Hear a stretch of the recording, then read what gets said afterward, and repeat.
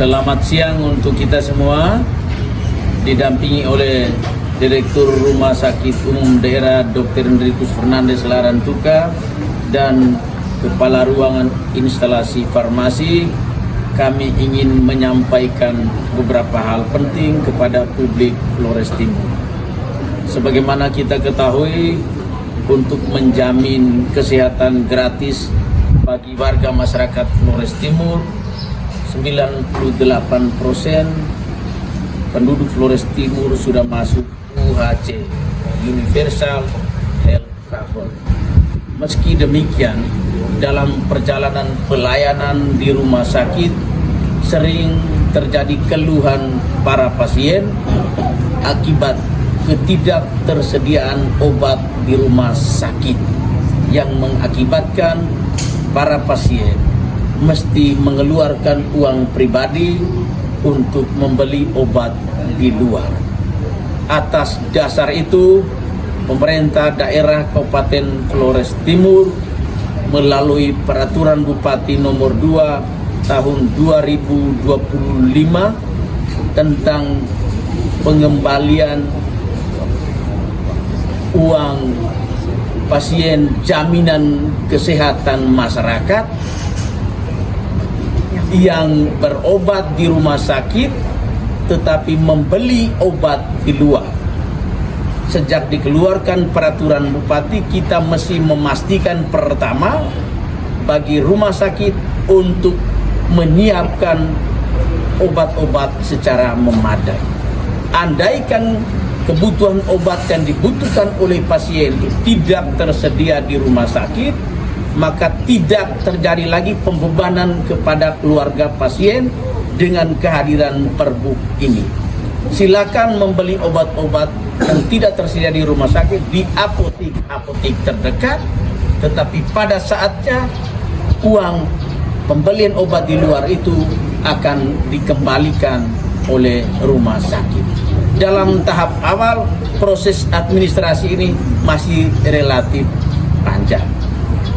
Saudara-saudara yang membeli obat di luar tidak langsung dikembalikan uangnya, tetapi masih ada tahapan administratif. Kita berharap kepada Pak Direktur, Ibu Kepala Ruangan untuk mempermudah akses pelayanan. Siapkanlah uang langsung di apotek, supaya bagi masyarakat yang terpaksa harus membeli obat di luar tidak perlu ada proses waktu, proses administrasi, langsung dikembalikan berapapun uangnya pasca membeli obat di luar. Demikian satu dua hal yang ingin kami sampaikan kepada publik Flores Timur. Kita semua berkomitmen untuk perbaikan pelayanan di rumah sakit, tetapi berpemerintahan, keterbatasan anggaran dan hal-hal lainnya turut berpengaruh terhadap kepuasan publik atas pelayanan di rumah sakit. Hari ini sebuah kebijakan kita sudah buat. Kita berharap komitmen profesional pada Direktur bersama jajaran untuk mengeliminasi berbagai keluhan akibat rendahnya komitmen pelayanan kita. Perbup ini hadir untuk memastikan bahwa seluruh pasien yang dilayani di rumah sakit, terkhusus para peserta BPJS, tidak boleh lagi mengeluh karena mesti mengeluarkan uang pribadi untuk pembelian obat di luar rumah sakit. Demikian satu dua hal yang dapat saya sampaikan langsung kepada seluruh masyarakat Flores Timur dari Rumah Sakit Umum Daerah Dr. Hendrikus Fernandes Larantuka. Semoga hal-hal baik yang baru kita mulai, meski kecil sekalipun, itu mendapat komitmen terutama dari rumah sakit agar tidak ada keluhan lagi tentang persoalan yang sama yang selama ini dikeluhkan. Sekian dan terima kasih. Yang menjadi kewenangannya di masing-masing instansi teknis untuk perbaikan kinerja, untuk pelayanan masyarakat, sejauh itu sudah menjadi keputusan kebijakan, tidak usah tunggu. Pelayanan yang maksimal.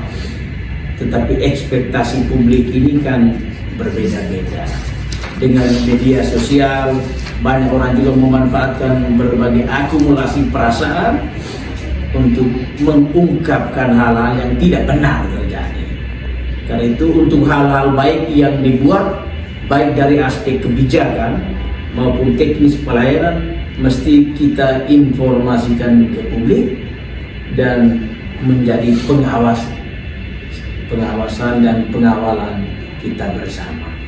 Sebenarnya Pak Dokter Direktur tahu, sepanjang 10 tahun menjadi Ketua Komisi, kita sudah berusaha berulang kali untuk membantu masyarakat kita agar tidak boleh ada uang yang dikeluarkan dengan pembelian obat di luar. Semua itu uang negara hadir untuk meringankan beban ekonomi masyarakat dalam menikmati pelayanan pendidikan gratis. Atas dasar itu Perbu kita sudah keluarkan. Karena itu kita berharap mungkin saat-saat awal ini kepada para keluarga pasien yang membeli obat di luar menggunakan uang pribadi lalu langsung diganti, tapi berpikir yang lebih profesional, membangun jejaring dengan rumah apotek luar supaya hanya administrasi saja yang diserahkan oleh keluarga pasien ke apotek penyangga atau apapun namanya. Tidak perlu mereka harus mengeluarkan uang.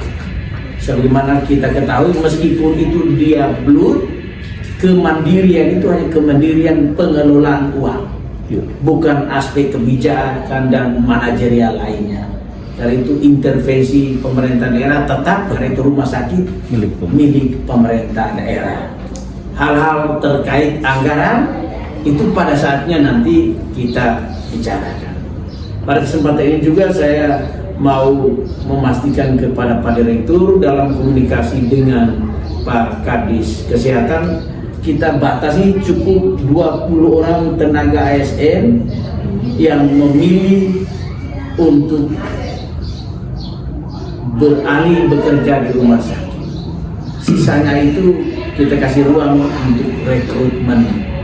Ini juga kesempatan baik untuk mengurangi pengangguran di daerah ini untuk tenaga-tenaga profesional, baik bidan maupun perawat.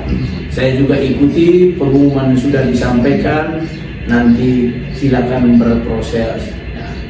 Secara teknis saya kira rumah sakit juga dibatasi karena ini bukan open peluang, tapi peluang kerja yang dibatasi hanya untuk tenaga medis.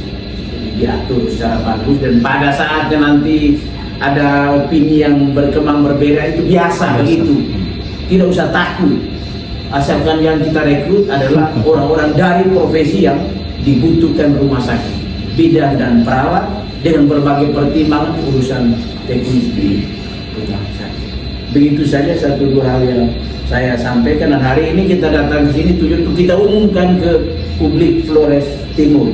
Bah, ini kebijakan yang sudah kita buat, dan kita berharap Pak Direktur bersama jajarannya, Ibu di Karu Apotek, instalasi farmasi. Saya tidak mengerti. Di instalasi farmasi untuk memastikan kita berusaha untuk menjadi ASN yang benar-benar melayani.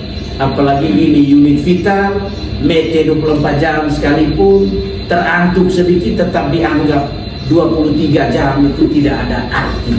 Dan karena itu sejauh ada hal-hal baik yang kita buat untuk kebaikan daerah ini, itulah yang menjadi dasar utama kita hadir hari ini untuk